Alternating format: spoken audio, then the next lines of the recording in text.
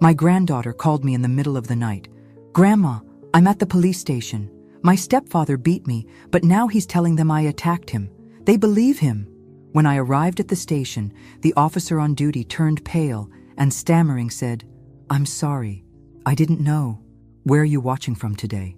Drop your location in the comments below and hit that like and subscribe button.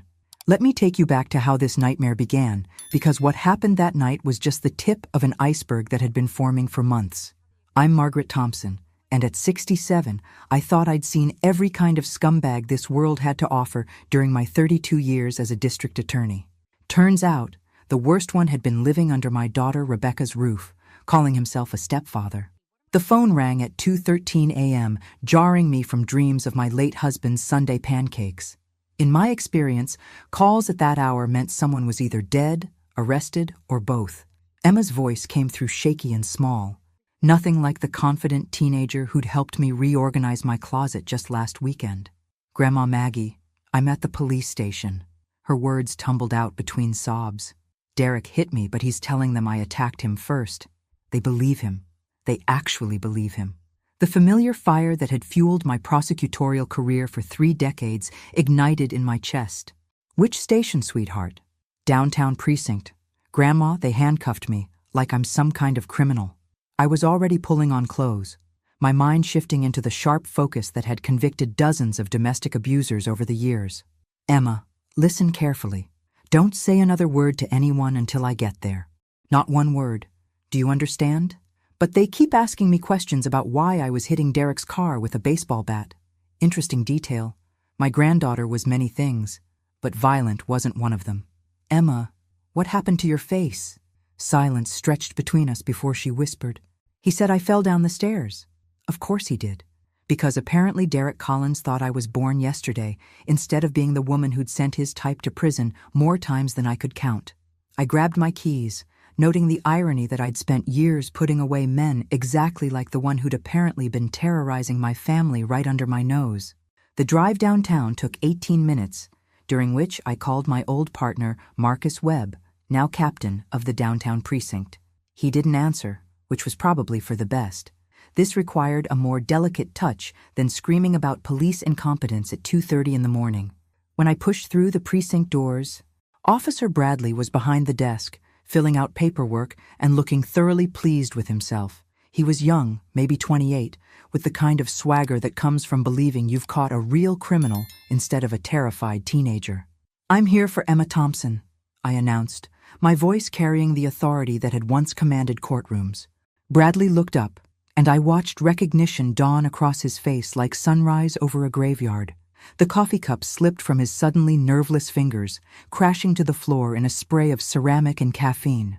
"Ms. Thompson," he stammered, his earlier confidence evaporating. "I mean, Prosecutor Thompson. I didn't know. We didn't realize. Where is my granddaughter?" "Interview room 2, but ma'am, there are procedures." "Officer Bradley." I stepped closer to his desk, letting my voice drop to the tone that had made seasoned defense attorneys break into cold sweats. "In the next 30 seconds, you're going to unlock that interview room, remove those handcuffs from my granddaughter, and then you're going to explain to me exactly how a 16-year-old girl with a black eye became the suspect instead of the victim." Bradley's Adam's apple bobbed like a fishing lure. "The stepfather, Derek Collins. He filed the complaint, said the girl went crazy, started destroying his property with a baseball bat. When he tried to stop her, she attacked him. And her injuries? He said she fell down the stairs trying to run away after the attack." I'd heard more creative fiction from first-year law students. "Where is Mr. Collins now?" "He went home. Didn't want to press charges if we could just get the girl some help. Really seemed concerned about her mental state." Oh, Derek was concerned all right. Concerned that his carefully constructed lie was about to crumble under actual scrutiny. "Show me to my granddaughter. Now." Bradley fumbled for his keys with hands that trembled slightly. As we walked down the narrow hallway lined with interview rooms, I noticed the way other officers averted their eyes. Word had spread quickly through the station that Margaret Thompson was back, and nobody wanted to be the one who'd screwed up her family's case. Emma sat slumped in a metal chair, her wrists still cuffed to the table. When she looked up and saw me, Tears started flowing down her bruised cheeks. "Grandma, I didn't attack him. I swear I didn't." I turned to Bradley, who was hovering uncertainly in the doorway. "Keys, now." The handcuffs hit the table with a metallic clank, and Emma immediately threw herself into my arms. She felt so small, this girl who usually seemed to tower over the world with teenage confidence. "Tell me what really happened," I said, guiding her back to her chair, but keeping my hand on her shoulder. "Derek's been—" she started, then stopped, glancing nervously at Officer Bradley. "Officer, I need a moment alone with my granddaughter." "Ma'am, this is an active investigation." The look I gave him could have frozen water in July. Bradley backed out of the room so fast he nearly tripped over his own feet. "Now, Emma, tell me everything." Emma's story came out in fragments, like pieces of broken glass that cut deeper the more you tried to put them together. Derek Collins had been escalating for months, starting with verbal abuse that Rebecca had dismissed as stress from work, then moving to shoving matches that left no visible marks, and finally to tonight's incident. "He's been drinking more lately," Emma said, wiping her nose with the back of her hand. "Mom tries to pretend everything's normal, but I can see her flinching when he walks into a room. She's scared of him, Grandma." This was news to me, which meant Rebecca had gotten very good at hiding things. My daughter had always been private, but domestic abuse victims became masters of concealment. What happened tonight specifically? I was in my room doing homework when I heard Mom crying downstairs. Derek was yelling at her about dinner being cold or something stupid like that. Then I heard this loud crack, like he'd hit something. Emma's voice got smaller. "Or someone." The familiar rage built in my chest, the same feeling I'd had every time I'd seen crime scene photos of battered women. But this was my family, which made it infinitely worse. I came downstairs to check on Mom, and Derek grabbed me by the arm. He said if I didn't go back to my room and mind my own business, he'd give me something to really cry about. Emma touched her swollen eye gingerly. "That's when he hit me. And the baseball bat?" For the first time since I'd arrived, Emma almost smiled. Mom's old softball bat was by the back door. After Derek hit me, something just snapped. I grabbed it and went outside to his precious Camaro.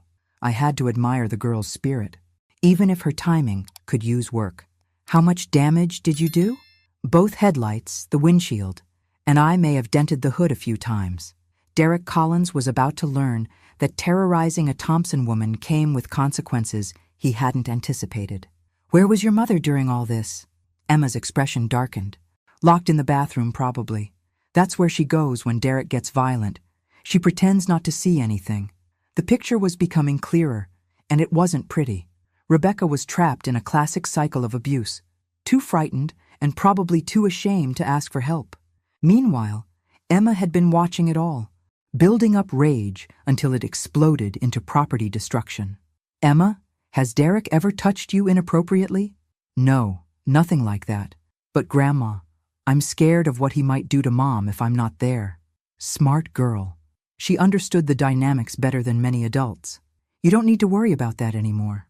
"What do you mean?" I stood up, feeling the familiar satisfaction that came with having a clear plan of action.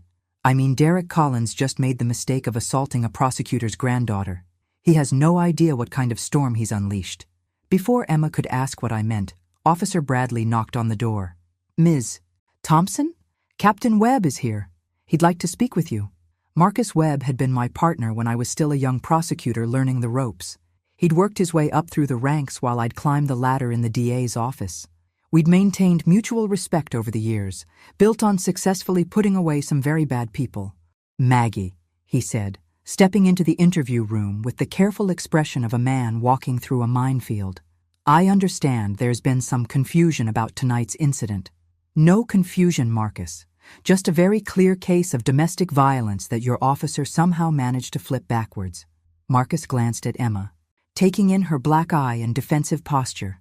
His jaw tightened. "Bradley, get me the file on this case. All of it." "But sir," Mr. Collins seemed very credible. "Now, Bradley." While we waited for the paperwork, Marcus sat down across from Emma. "Young lady, I owe you an apology. Sometimes good officers make bad judgment calls, especially at 2 a.m. Emma looked to me for guidance. I nodded encouragingly. "Tell Captain Webb what you told me, sweetheart." As Emma recounted her story again, I watched Marcus's expression grow darker. By the time she finished, he was rubbing his temples like he felt a massive headache coming on. "Officer Bradley," Marcus called out when the young cop returned with the file. "I want you to explain to me how a 16-year-old girl with a black eye became our suspect in a domestic violence call." "Sir, the stepfather was very convincing. He showed us the damage to his car, explained how the girl had been acting out lately, and the story seemed to fit. Did you photograph the girl's injuries?" Bradley's silence was answer enough. "Did you ask her any questions about how she got that black eye?" More silence. "Did you consider that maybe, just maybe, a teenage girl doesn't destroy someone's car with a baseball bat for no reason?" "Sir, Mr. Collins said she had been having behavioral problems." "Officer Bradley," I interrupted, standing up slowly. "How long have you been on the force?" 2 years, ma'am." "In those 2 years, how many domestic violence calls have you responded to?" "I'm not sure of the exact number. Approximately. Maybe 30 or 40. And in those 30 or 40 cases, how many times was the victim the one who got arrested?" Bradley was starting to sweat. "This case seemed different." "No, Officer Bradley. This case was exactly the same as every other domestic violence case you've seen, except this time you bought the abuser's story instead of looking at the evidence." That's when Derek Collins made his second mistake of the night. He walked back into the police station. Derek Collins strutted through the precinct doors like a man who owned the place, carrying himself with the kind of confidence that comes from a lifetime of manipulating situations to his advantage.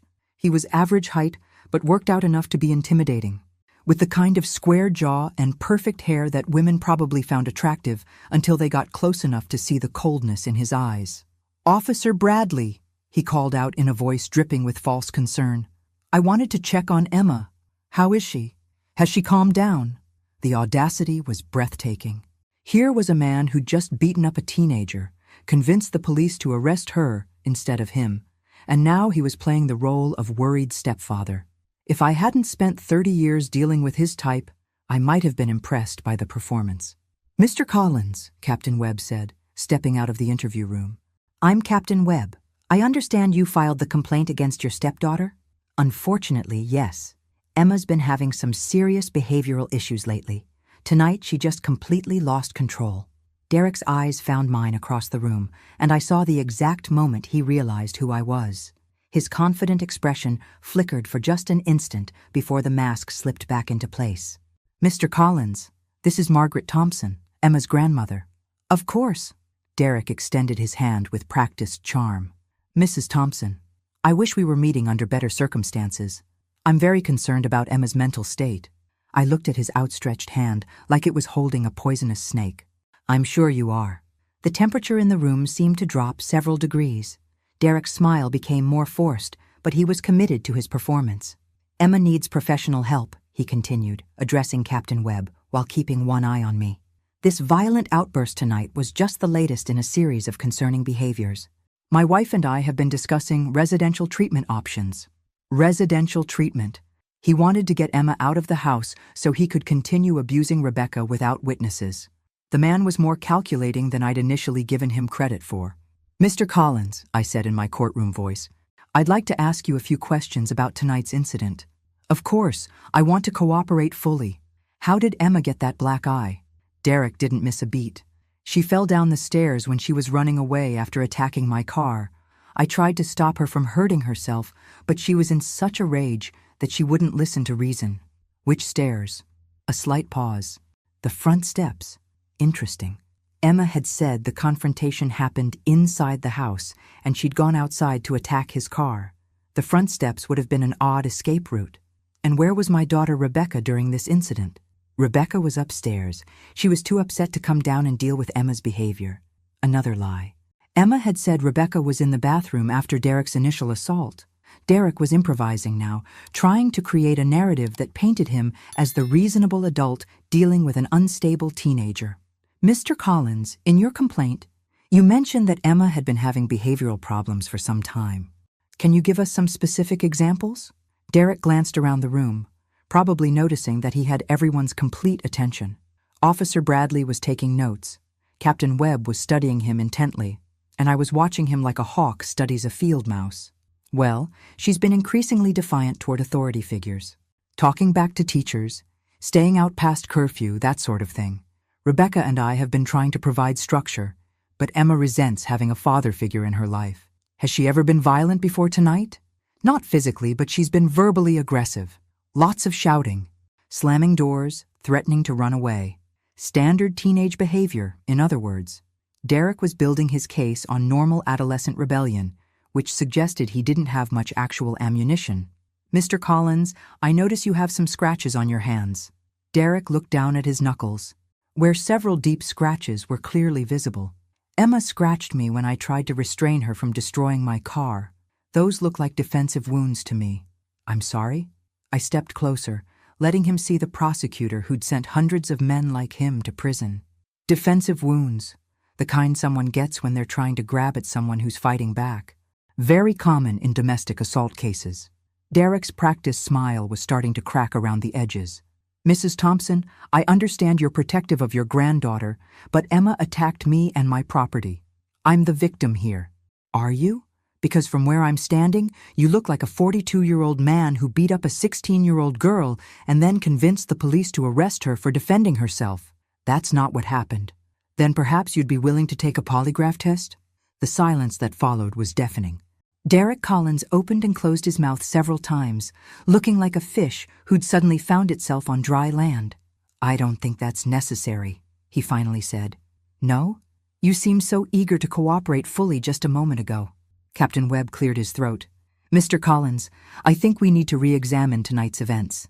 Would you be willing to come in tomorrow for a more detailed interview? Actually, Derek said, checking his watch with exaggerated casualness, I should get home to Rebecca. She's probably worried sick. He was backing toward the door now, his confident demeanor completely abandoned. Perhaps we could table the polygraph discussion until everyone's had a chance to calm down. Of course, I said pleasantly. There's no rush. After all, domestic violence charges can be filed within the statute of limitations. Derek froze halfway to the door. Domestic violence charges? Did I not mention that? I'm sorry. Sometimes I forget that not everyone is familiar with Texas Penal Code 22.01. Assault family violence. Family. It's a fascinating statute, really. For the first time since he'd walked into the station, Derek Collins looked genuinely scared. He mumbled something about calling his lawyer and practically ran for the exit. Captain Webb watched him go, then turned to me with something that might have been admiration. You always did know how to clear a room, Maggie. Marcus, I need you to photograph Emma's injuries properly, take a detailed statement about the assault, and then I want Derek Collins picked up for questioning tomorrow. Consider it done. But Maggie, you know he's going to lawyer up after tonight. I smiled, feeling the familiar thrill that came with a case I was going to win. Let him. I've been prosecuting domestic abusers longer than he's been perfecting his act. That's when Emma tugged on my sleeve. Grandma, what about Mom? If Derek figures out we're building a case against him. The girl was right. If Derek felt cornered, he might escalate the violence at home. Rebecca was in danger, and she didn't even know it yet. At 4:17 a.m., I sat in my car outside Rebecca's house, watching Derek's damaged Camaro in the driveway and trying to decide the best way to extract my daughter from what was essentially a hostage situation. Emma was asleep in the passenger seat, exhausted from the night's events, and I'd made the decision not to send her back into that house until Derek was behind bars. The house looked peaceful from the outside. 2-story colonial with a well-maintained lawn and Rebecca's flower garden visible in the early morning light. It was the kind of home that screamed suburban stability, which made it the perfect cover for domestic abuse. The neighbors would never suspect that behind those cheerful yellow shutters, a predator was systematically destroying my daughter's life. My phone buzzed with a text from Marcus. Collins just called a lawyer. Expensive one. Might want to move fast. Of course he had. Derek probably had some kind of contingency plan for this exact scenario. Men like him always did. They were control freaks who planned for every possible threat to their carefully constructed kingdoms. I called Rebecca's cell phone, knowing Derek was probably asleep and she might be able to answer without waking him. Mom. Rebecca's voice was barely a whisper. Is Emma okay? The police called and said there was an incident, but they wouldn't tell me much. Emma's fine. She's with me. But we need to talk and not over the phone. I can't leave right now. He's not in a good mood. Translation: Derek was a ticking time bomb, and Rebecca was afraid to do anything that might set him off. Rebecca, I'm parked outside your house. I need you to come out here. Mom, I can't. If Derek wakes up and I'm gone, what will he do, Rebecca? Silence stretched between us, filled with all the things my daughter couldn't bring herself to say out loud. Sweetheart, I know you're scared, but Emma told me what's been happening, and we need to get you out of there. Emma doesn't understand. Derek's under a lot of pressure at work, and sometimes he what? Hits you? Threatens you? Makes you lock yourself in the bathroom while he terrorizes your daughter? I heard Rebecca's sharp intake of breath. She told you about that? She told me everything. Now I need you to very quietly get dressed. Come outside and let me help you. Mom, you don't understand. If I leave, Derek will what? Come after you? Rebecca, the man just spent the evening trying to convince the police that Emma attacked him. He's not exactly operating from a position of strength right now. Another long pause. Then, give me 5 minutes. While I waited, I studied the house more carefully, noting the security system sticker on the front window and the way Derek had positioned his car to block the driveway. Even his parking was about control. Rebecca would have to ask permission to go anywhere because she couldn't get her car out without moving his first. Emma stirred in the passenger seat. Is Mom coming out? She's going to try. Grandma, what if Derek wakes up and finds her gone? It was a valid concern. Men like Derek often became most dangerous when they felt their control slipping. Then we'll deal with that when it happens. The front door opened slowly, and Rebecca slipped out wearing jeans and a hoodie, moving like someone who'd had a lot of practice being invisible. Even in the dim morning light, I could see she'd lost weight, and her normally confident posture had been replaced by the hunched shoulders of someone who'd learned to make herself smaller. She climbed into the back seat without a word, then immediately threw her arms around Emma. Honey, I'm so sorry. I should have protected you. Mom, you're bleeding, Emma said, touching a cut on Rebecca's lip that was mostly hidden by her hood. It's nothing. Rebecca's voice trailed off as she caught my eyes in the rearview mirror. Mom, please don't look at me like that. Like what?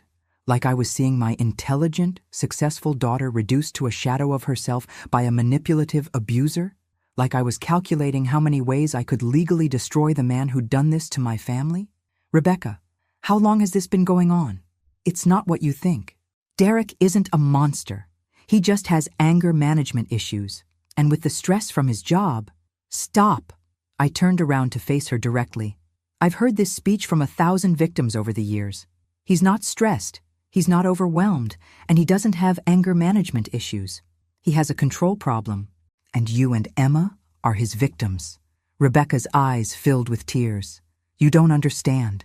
If I leave him, he'll make sure I lose everything. He handles all our finances. He knows people who could hurt my career, and he's threatened to... To what? To tell everyone I'm an unfit mother. He says he has evidence that I've been neglecting Emma, drinking too much, having affairs. None of it's true, but Derek's very convincing when he wants to be. The classic abuser's playbook. Isolate the victim, control the resources, and create a web of threats that made escape seem impossible. Derek Collins was more sophisticated than your average domestic terrorist, but the patterns were exactly the same. Rebecca, listen to me very carefully. Derek Collins just made the mistake of assaulting a prosecutor's granddaughter in front of witnesses. Whatever leverage he thinks he has over you just became irrelevant. What do you mean? Emma leaned forward. Grandma made the police realize Derek was lying. They want to question him tomorrow. They do? I nodded. And that's just the beginning. By the time I'm finished with Derek Collins, he's going to wish he'd never heard the Thompson name. For the first time since she'd gotten in the car, Rebecca almost smiled. What are you planning, Mom? Justice? Sweetheart. Plain and simple justice. That's when Derek's Camaro roared to life in the driveway behind us, and I realized he'd been awake the entire time. Derek's headlights flooded my car as he backed out of the driveway with the kind of aggressive speed that suggested he was either very angry or very panicked. Probably both. Through my rearview mirror, I watched him pull up behind us, effectively trapping my car against the curb. Mom, what do we do? Rebecca's voice had gone small and frightened. We stay calm, I said, reaching for my phone, and we let Derek make his next mistake. Derek sat in his damaged car for nearly a full minute, engine running, clearly trying to decide on his best move. I could see him through his cracked windshield, talking on his phone, probably calling that expensive lawyer Marcus had mentioned. "Should I call the police?" Emma asked. "Not yet. Let's see what Derek's going to do." Finally, Derek got out of his car and approached mine with the kind of deliberate swagger that was meant to intimidate. He knocked on my driver's side window with more force than necessary. I rolled the window down exactly 2 inches. "Good morning, Derek. Rebecca needs to come home. Now." "I'm afraid that's not going to happen." Derek's jaw tightened. "She's my wife, and this is family business." "Family business?" I let a little acid creep into my voice. "Is that what you call beating up teenagers now?" I never laid a hand on Emma. She attacked me, and if you weren't so blinded by family loyalty, you'd see that. The man was committed to his lie. I had to give him that. "Derek, I've seen the scratches on your knuckles. I've seen Emma's black eye. And I've spent 30 years in courtrooms listening to men exactly like you explain how their victims were really the aggressors. You don't know what you're talking about. Don't I? Let me guess your entire defense strategy. Emma's a troubled teenager with behavioral problems. She's been acting out since you married her mother, probably because she resents your authority.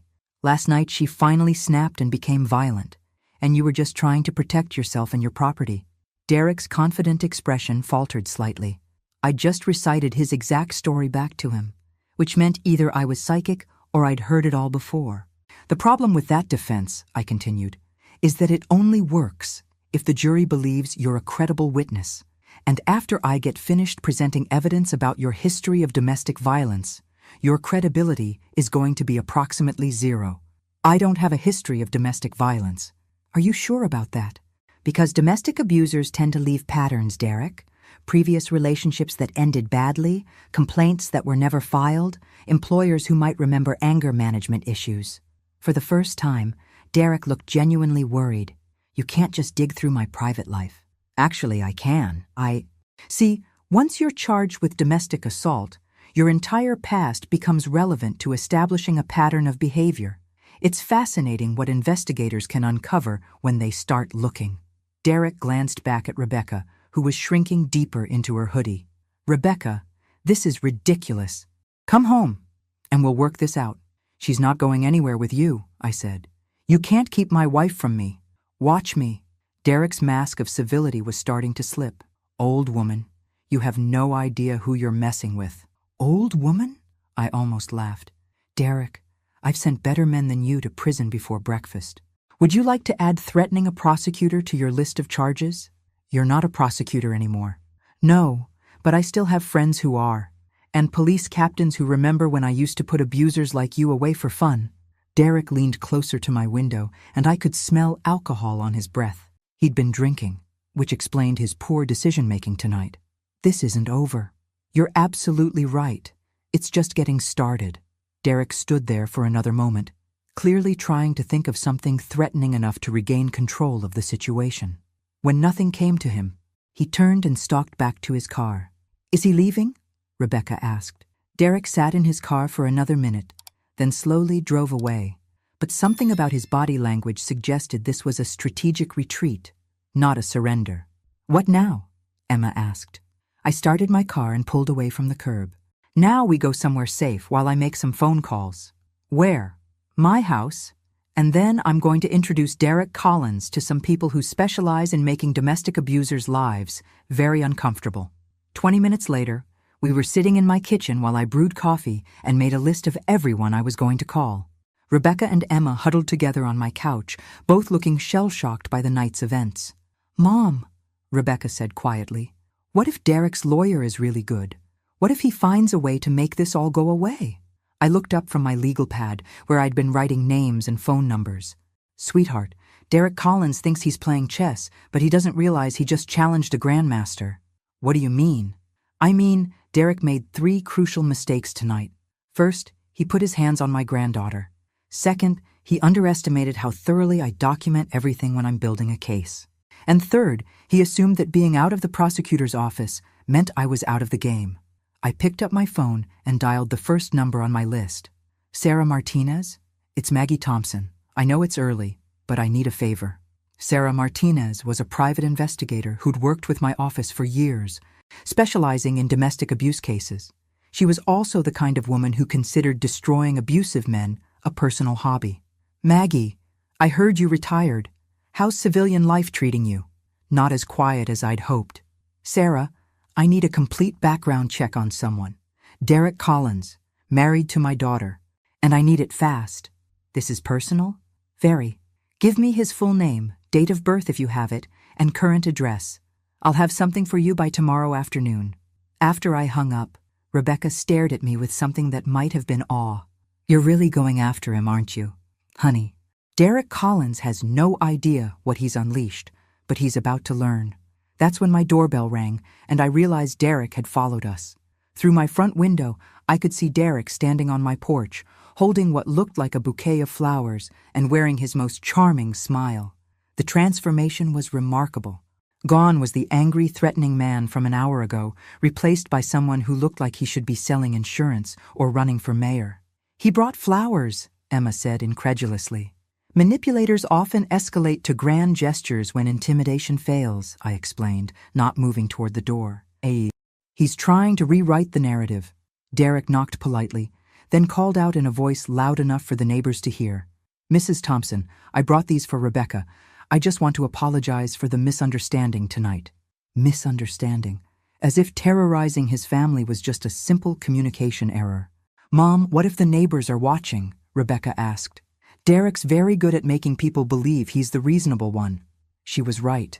Derek was putting on a performance for anyone who might be observing, establishing himself as the concerned husband, trying to make amends while I was the unreasonable mother-in-law, keeping him from his family.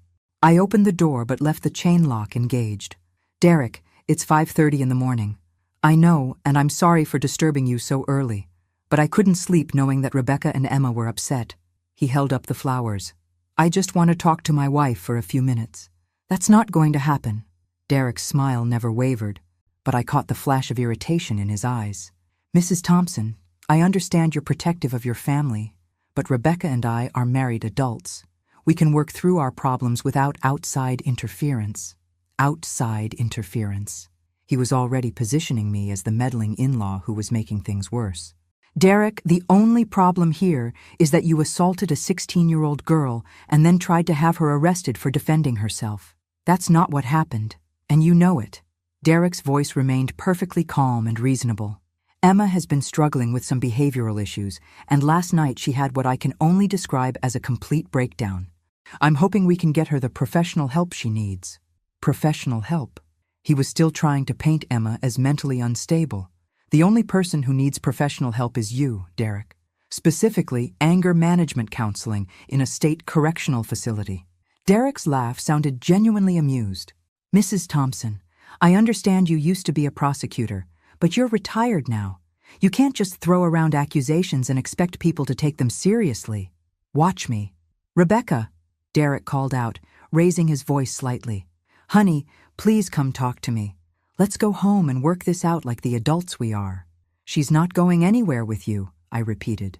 Actually, Derek said, his smile becoming more forced, unless Rebecca is under arrest or you have some kind of legal guardianship, you can't prevent her from leaving with her husband. He was technically correct, which was the most dangerous kind of correct when dealing with manipulative abusers. Rebecca was an adult, and if she chose to go with Derek, I couldn't legally stop her.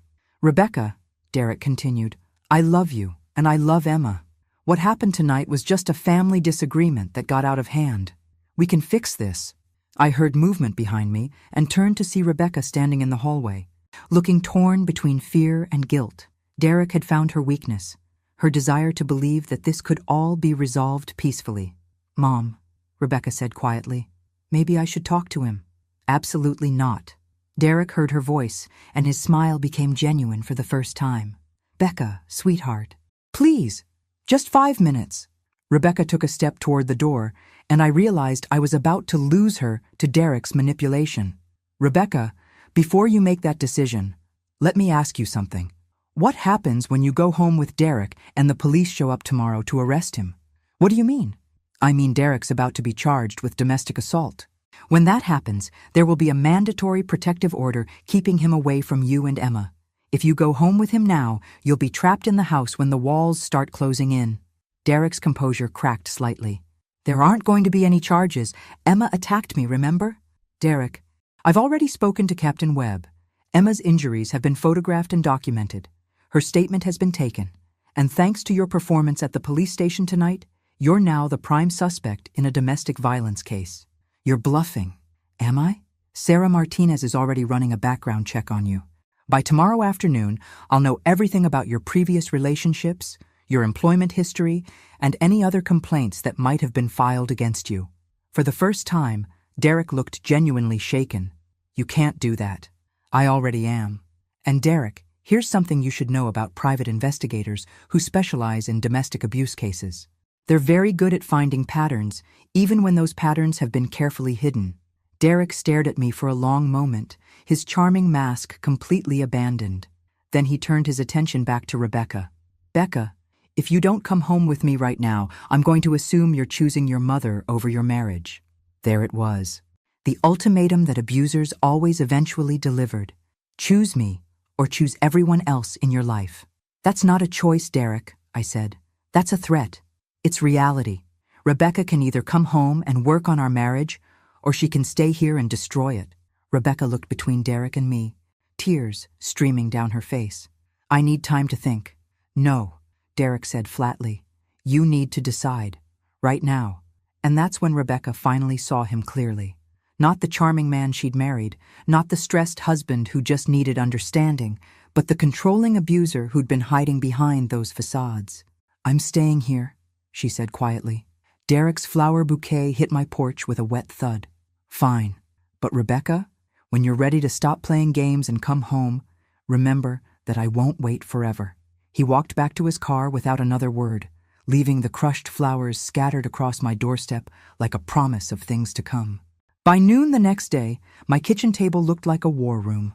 I had legal pads filled with notes, my laptop open to various databases, and my phone constantly buzzing with callbacks from old colleagues who were eager to help take down a domestic abuser. Sarah Martinez had delivered her preliminary report on Derek Collins, and it was even more damning than I'd hoped.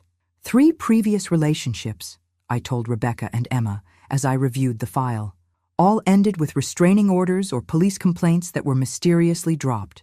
So he's done this before, Emma said. Multiple times, and he's gotten progressively more sophisticated about it. I flipped to the next page. His first wife, Jennifer Walsh, filed domestic violence charges in 2018, but dropped them after Derek hired an expensive lawyer who painted her as vindictive and mentally unstable. Rebecca winced. That's what he threatened to do to me. His second wife, Amanda Collins, yes, she kept his name, had a similar experience.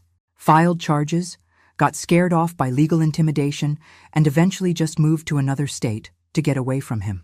What about the third one? Lisa Chen. She was smart enough to document everything, but Derek's lawyer got the case dismissed on a technicality. I looked up at Rebecca. Derek has a system, sweetheart. He finds intelligent, successful women, isolates them from their support systems, and then systematically destroys their confidence until they believe they deserve the abuse. But I didn't deserve it, Rebecca said, as if she was just realizing this. Of course you didn't. None of his victims did. Emma leaned forward. Grandma, what happened to those other women? Are they okay? That's the interesting part. Sarah managed to track down Jennifer Walsh. She's willing to testify about her experiences with Derek if we can guarantee her protection. Protection from what? Rebecca asked. Derek has a history of retaliating against women who speak out against him. Nothing violent enough to get him arrested, but a pattern of harassment, property damage, and intimidation. My phone rang, interrupting our strategy session. It was Marcus Webb. Maggie, we tried to bring Derek Collins in for questioning this morning. Tried? He's gone. Neighbor saw him loading suitcases into his car around 7 a.m. We've got an APB out, but his lawyer says Derek is visiting family out of state and will cooperate fully when he returns. I wasn't surprised. Men like Derek often ran when they realized the walls were closing in. Marcus, what about the warrant? Judge signed it an hour ago. Domestic assault, interfering with a police investigation, and intimidating a witness. Intimidating a witness? Emma. Derek's little visit to your house this morning constituted witness intimidation under Texas law. Things were progressing faster than I'd anticipated, which was both good and bad. Good because Derek would soon be facing serious charges. Bad because cornered animals were the most dangerous. Marcus, I need you to put a patrol car outside my house. Derek's escalating, and I don't want him making another run at Rebecca or Emma. Already done.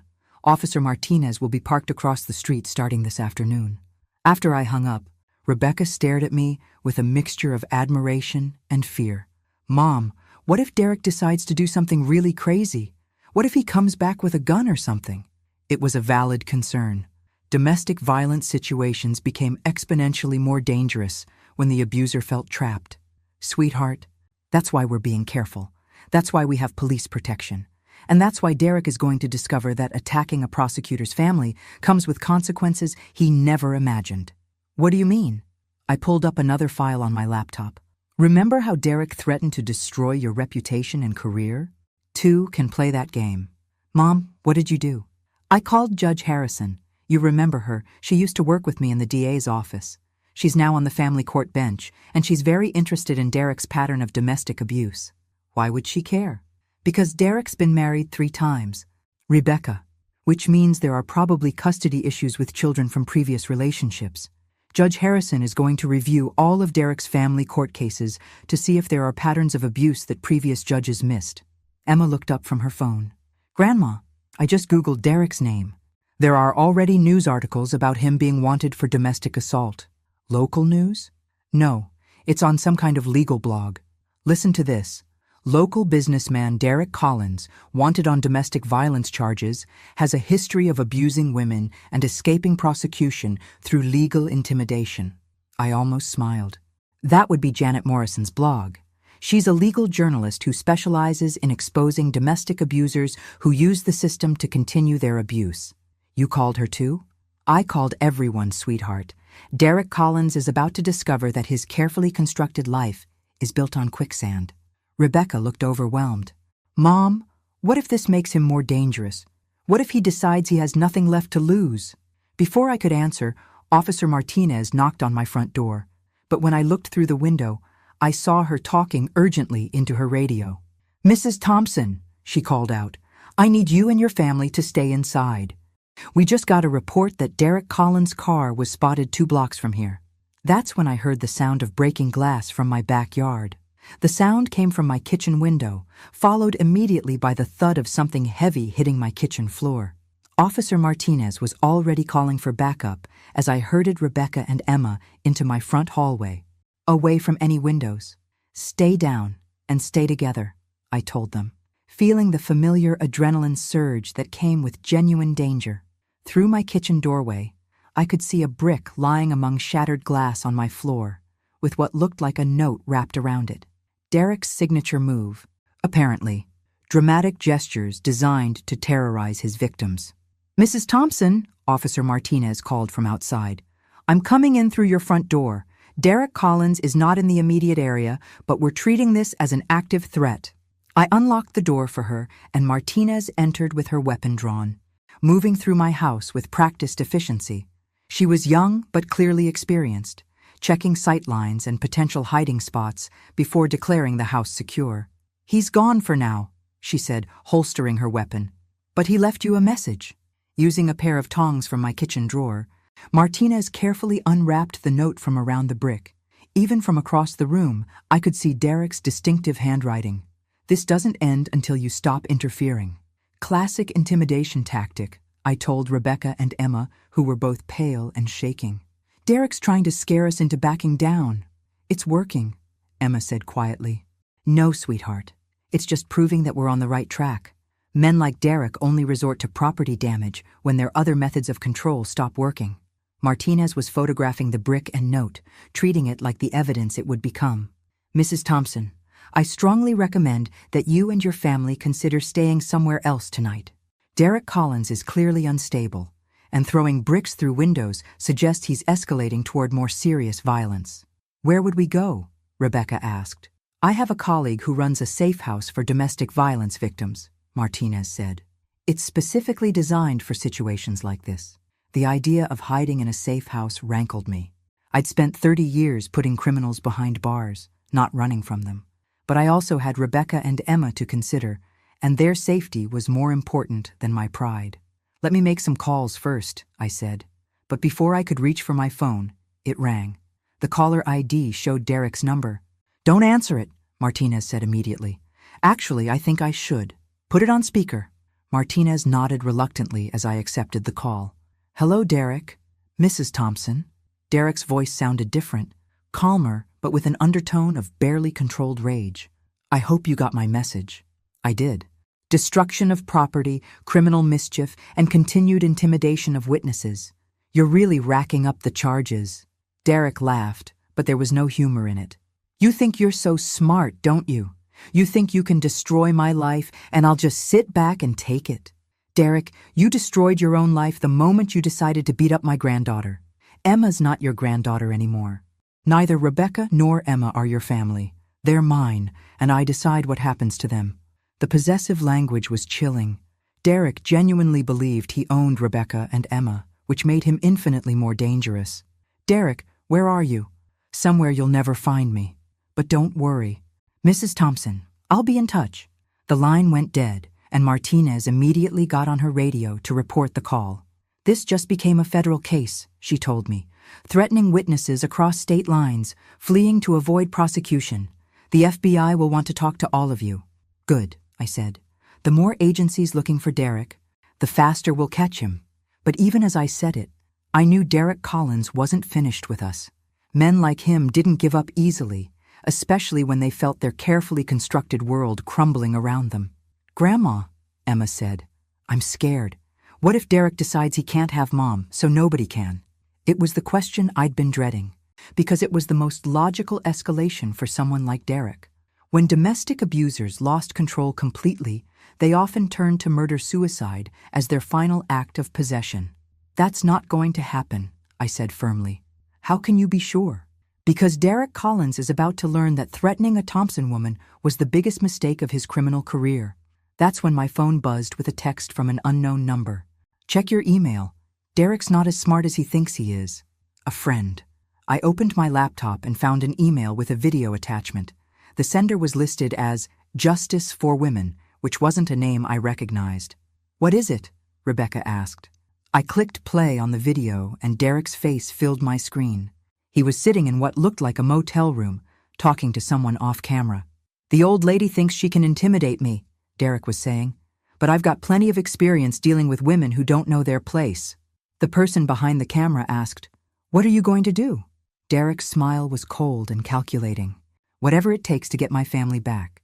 And if I can't have them, I'll make sure Margaret Thompson regrets the day she decided to interfere in my marriage." The video ended, and we all sat in stunned silence. "Who sent this?" Officer Martinez asked. "I don't know, but I think Derek Collins just confessed to planning further violence against my family." That's when I realized Derek had made his fourth and final mistake. He'd underestimated not just me, but everyone else who was willing to help bring down a domestic abuser. The hunter was about to become the hunted. The FBI task force that assembled in my living room the next morning looked like something from a crime drama. Special Agent Sarah Chen, a specialist in domestic terrorism and stalking cases, sat across from me with the kind of focused intensity that comes from hunting dangerous predators for a living. "Mrs. Thompson," Agent Chen said, "the video you received yesterday is incredibly valuable evidence, but we need to discuss the source. Justice for Women isn't just a random email address. It's connected to a network of domestic violence survivors who conduct their own investigations." "Vigilantes?" I asked. "More like a support network with excellent technical skills. One of Derek Collins' previous victims, Jennifer Walsh, has been tracking his activities for years. She's the one who recorded that video." Rebecca looked up from her coffee. "You mean she's been following Derek?" "In a manner of speaking." After Derek's harassment following their divorce, Jennifer developed some impressive surveillance skills. She's been documenting his pattern of abuse across multiple relationships. Agent Chen opened her laptop and showed us a file that was remarkably comprehensive. Photos of Derek with various women, copies of police reports that had been filed and dropped, medical records showing injuries consistent with domestic abuse, and financial records showing Derek's pattern of isolating his victims economically. Jennifer Walsh has been building a federal case against Derek for 3 years, Agent Chen continued. Your granddaughter's assault was just the final piece of evidence we needed. Emma looked amazed. So there are other people trying to stop Derek? A whole network of them. Derek Collins made the mistake of abusing women who were intelligent, resourceful, and unwilling to let him continue victimizing others. I felt a surge of admiration for these women. They'd turned their trauma into a weapon against their abuser, creating exactly the kind of systematic response that men like Derek never anticipated. Agent Chen, what's Derek's current status? We tracked him to a motel outside Austin. He's been using burner phones and paying cash, but Jennifer Walsh has been monitoring his credit cards and known associates. We should have him in custody within the next 24 hours. And then what happens? Federal charges for interstate flight to avoid prosecution, witness intimidation, and interstate stalking. Combined with the local domestic assault charges, Derek Collins is looking at significant prison time. Rebecca had been quiet throughout the briefing, but now she spoke up. Agent Chen, what happens to women like me, the ones who stayed too long, who didn't fight back soon enough?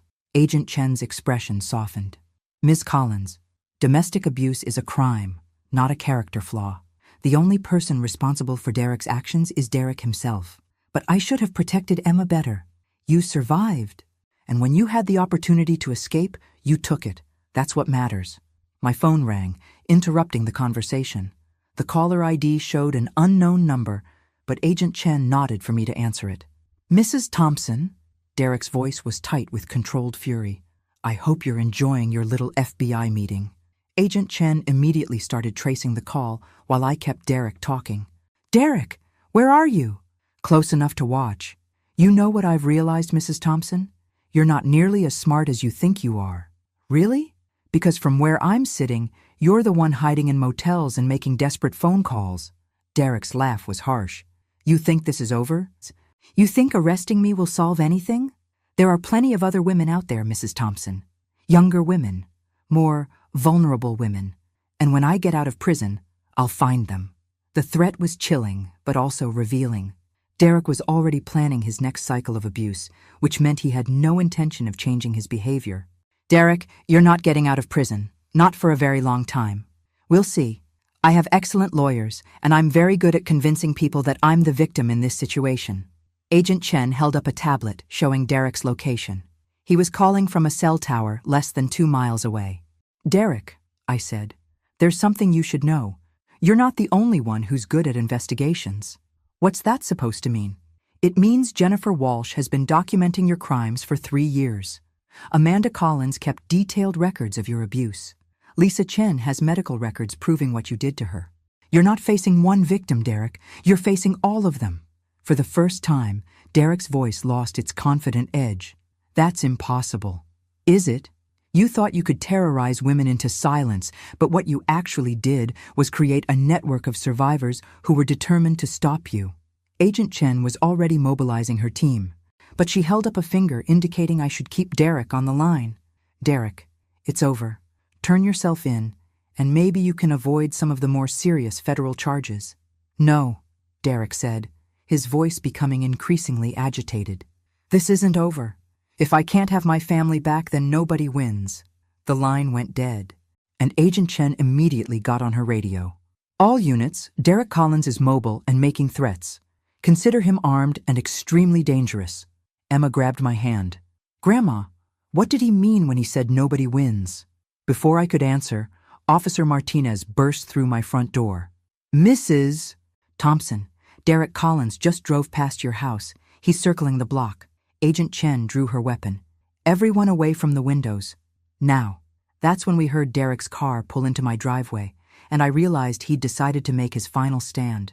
Derek Collins sat in his damaged Camaro in my driveway for exactly 4 minutes. Engine running while FBI agents and local police surrounded my house. Through my front window, I could see him gripping his steering wheel and staring at my front door with the kind of intensity that comes from a man who's lost everything and decided to take everyone else down with him. Mrs. Thompson, Agent Chen said quietly, I need you and your family in the back bedroom, now. But I'd spent 30 years facing down criminals in courtrooms, and I wasn't about to hide from Derek Collins in my own home. Agent Chen, let me talk to him. Absolutely not. I know men like Derek. Right now he's deciding between surrender and suicide, probably taking us with him. If he's going to listen to anyone, it'll be me. Emma grabbed my arm. Grandma, don't go out there. Sweetheart, I'm not going outside. But Derek called me for a reason. He wants to talk. Agent Chen considered this for a moment, then nodded reluctantly. Keep him talking, but stay away from windows and doors. I picked up my phone and called Derek's number. He answered on the first ring. Mrs. Thompson. Derek, you're surrounded. There's no way out of this except through surrender. I know. His voice was eerily calm. I've been thinking about what you said, about Jennifer and Amanda and Lisa, about all of them working together against me. They're not working against you, Derek. They're working for justice. Justice. Derek repeated the word like it tasted bitter. You know what's funny? I actually loved Rebecca. I loved Emma too, in my own way. No, Derek, you don't love people by terrorizing them. I was trying to protect them, to make them strong, to teach them how the world really works. It was the classic abuser's rationalization, turning violence into education and control into love. Derek, hitting a 16-year-old girl isn't protection, it's assault. Emma needed discipline. She was disrespectful, rebellious. If Rebecca had supported me instead of undermining my authority, Rebecca was protecting her daughter from an abuser. Derek was quiet for a moment, and I could hear sirens approaching from multiple directions. More backup was arriving, which meant the situation was escalating toward its conclusion. Mrs. Thompson, do you want to know what I realized sitting out here? What's that, Derek? I realized that you're right. I am exactly what you said I am. A predator. A man who hurts women because it makes me feel powerful. The admission was startling. Most abusers went to their graves denying what they were. Derek, if you understand that, then you can change. No, I can't. I've tried, Mrs. Thompson. After Jennifer, after Amanda, after Lisa, I swore I'd be different with Rebecca. I lasted maybe 6 months before I started finding reasons to get angry. Agent Chen was watching me intently, probably trying to determine whether Derek was having a breakdown or planning something violent. Derek, you can get help. There are programs for men like me. Mrs. Thompson, I've been to therapy. I've taken anger management classes. I've read every book on healthy relationships ever written. And you know what I learned? What? I learned that I'm very good at convincing therapists that I'm making progress while I continue abusing women. I'm a predator, Mrs. Thompson, and predators don't change. We just get better at hiding what we are. The honesty was chilling, but it also confirmed what I'd always believed about men like Derek. They didn't abuse women because they couldn't control their anger. They abused women because they enjoyed the control. Derek, what are you planning to do? I'm planning to make sure I never hurt another woman again. Before I could ask what that meant, Derek's car door opened. Agent Chen immediately got on her radio, coordinating with the tactical team that had taken positions around my house. Derek walked slowly toward my front door, his hands visible and empty. He looked smaller somehow, as if finally acknowledging what he was had deflated his entire presence. Derek, I called out through the door, what do you want? I want to apologize to Emma and Rebecca. I want to tell them that none of this was their fault. You can do that in court. No, Mrs. Thompson, I can't. That's when I saw the small device in Derek's hand. At first I thought it was a phone, but then I realized it was a detonator. Agent Chen, I said quietly, Derek's got a bomb. The next 30 seconds moved like a slow-motion nightmare. Agent Chen was shouting into her radio. Tactical officers were repositioning, and Derek was walking calmly toward my front porch. Derek, I called out, think about what you're doing. I am thinking. For the first time in years, I'm thinking clearly. This won't solve anything. It'll solve everything, Mrs. Thompson. Rebecca and Emma will be safe. Jennifer and Amanda and Lisa will be safe. Every woman I might have met in the future will be safe. Derek stopped at my front door and pressed his face against the glass. Tell Emma and Rebecca that I'm sorry. Tell them they deserved better than me. Derek, don't. The explosion wasn't as large as I'd expected. Derek had positioned himself away from the house, sacrificing any chance of taking us with him. The tactical team later determined that he'd rigged a small device designed to kill only him, probably stolen from his construction company. When the smoke cleared, Derek Collins was gone, and the nightmare that had terrorized my family was finally over. 3 months later, I sat in my kitchen reading Jennifer Walsh's email about the foundation she was starting for domestic abuse survivors. Rebecca had gone back to school to get her counseling degree, saying she wanted to help other women recognize the warning signs she'd missed. Emma was seeing a therapist and doing remarkably well, showing the kind of resilience that made me proud to be her grandmother. Derek Collins had been right about one thing: predators don't change. But what he'd underestimated was the strength of the women he'd tried to destroy. We didn't just survive him. We turned our survival into a weapon against every man like him. And that, I thought as I poured my morning coffee, was the best kind of justice. The coffee was still hot when my phone rang. Another grandmother, another frightened voice, another story that started with, "I got a call in the middle of the night."